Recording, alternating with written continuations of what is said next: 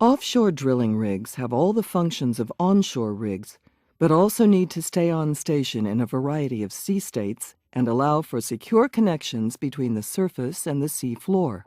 To start an offshore well, a thick-walled, large-diameter hollow tube called a conductor is embedded in the sea floor, with the aid of a bit that jets away the sediment with high-pressure seawater.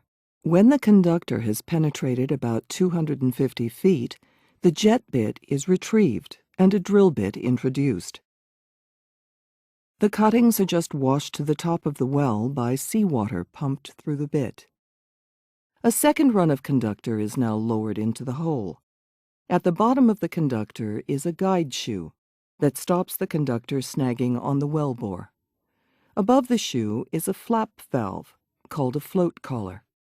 A cementing tool is connected to the top of the conductor.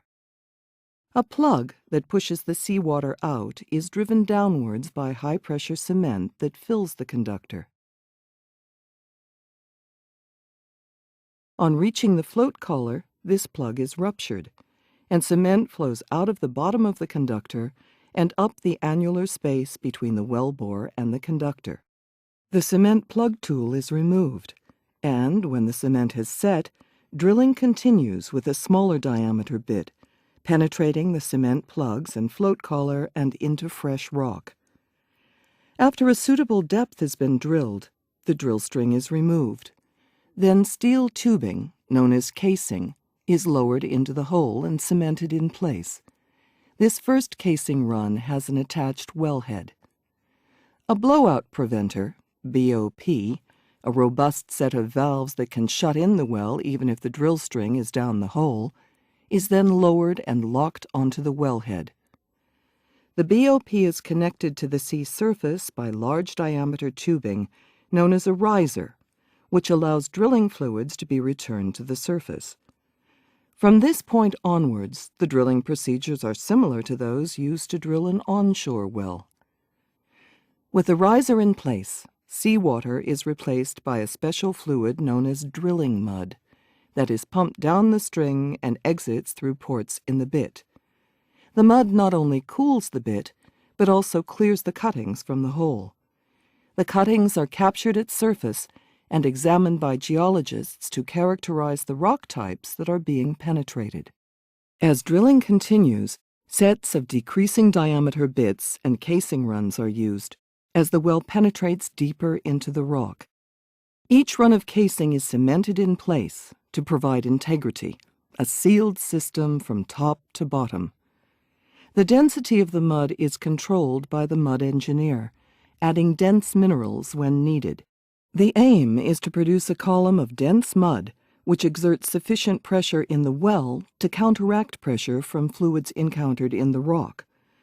This combination of the dense mud column, contained in properly cemented casing, aims to control pressures in the well. The BOP provides a further level of security. When the well penetrates a potential reservoir rock, the oil or gas may be detected by analyzing the drilling cuttings for traces of gas and/or oil. At this stage, it is essential to gather as much information as possible about the reservoir. Two methods provide most of the information.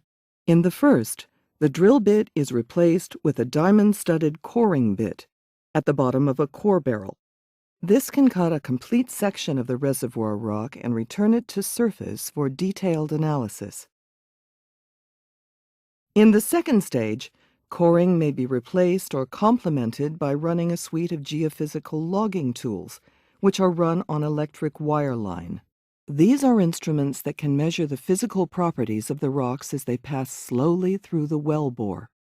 When as much information as possible has been gathered from the reservoir, a decision is made on whether to complete the well for production, suspend efforts with the option to return to the well at a later date as more information on the reservoir becomes available, or to plug and abandon the well. If the well is seen to have production potential, the reservoir interval is lined with casing. The casing is then perforated to allow reservoir fluids to enter the well and travel up the installed completion production string to surface.